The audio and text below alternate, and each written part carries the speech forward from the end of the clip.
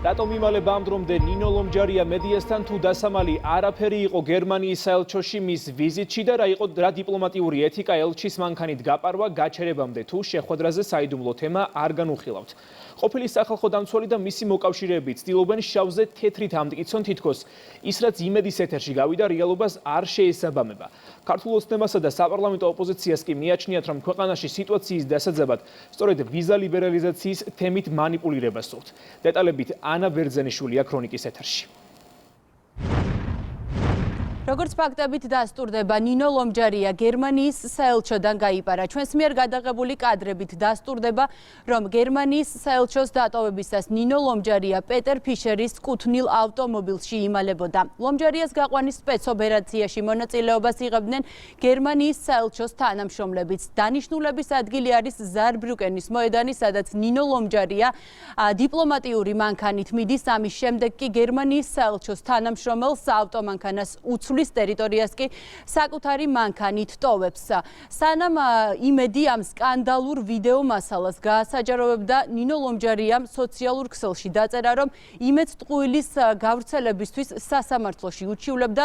მას შემდეგ, რაც ეს ვიდეო მასალა ქრონიკამ გაასაჯაროვა, ნინო ლომჯარიას სატელეფონო ზარებს არ პასუხობს. ჩვენს მიერ მოპოვებული ინფორმაციით ნინო ლომჯარიასა და გერმანიის ელჩს შორის საუბარი შეეხებოდა ვიზა ლიბერალიზაციის შეჩერებას, რადგან როგორც ლომჯარია აღნიშნავს, საქართველოსა და ამერიკას შორის ურთიერთობების დალაგება ხდება.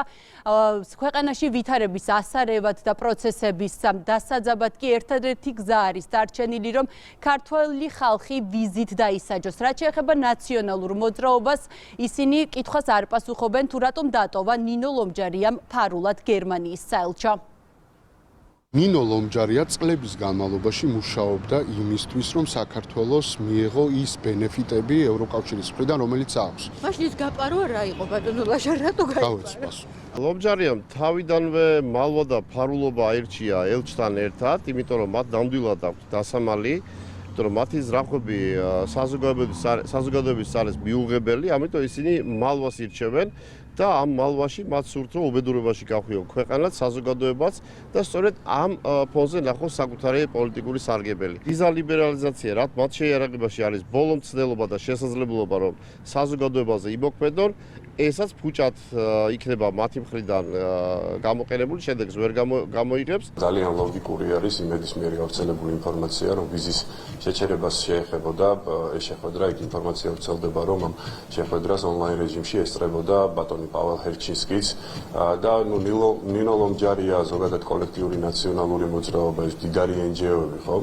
რა თქმა უნდა, ისინი მუშაობენ იმასთან დაკავშირებით, რომ ქართველი ხალხი დაისაჯოს და ვიზა შეუჩერდეს, უვიზო მებოსტვა შეუჩერდეს საქართველოს მოსახლეობას, ვინაიდან ისინი არიან ბოლომდე გამარგინალებულები. თუ ყველაფერი რიგზეა, თუ შეხვედრა იყო ისეთი ხასიათის, რომელიც უნდა ყოფილიყო, მაგ შემთხვევაში რა საჭირო იყო ამ სპეცოპერაციის ჩატარება, ხო?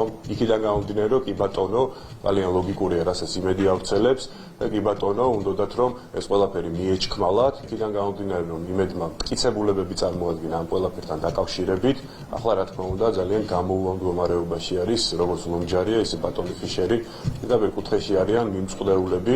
დაველოდოთ გერმანიის ელჩი რა ტყუილებს მოიგონებს, იქიდან გამომდინარე, რომ თავი დაიძვრინოს ამ სამარცხვინო სიტუაციიდან. ჩვენ უყურებთ ასე თქვათ ფარულ, დახურულ შეხვედრებს გერმანიის ელჩთან, ქალბატონი ლომჯარიასი და იმ წარმომადგენლებისა, რომელთა პოლიტიკური გზავნილი ყოველთვის იყო ერთი. საქართველოს იმსახურებს სანქციებს.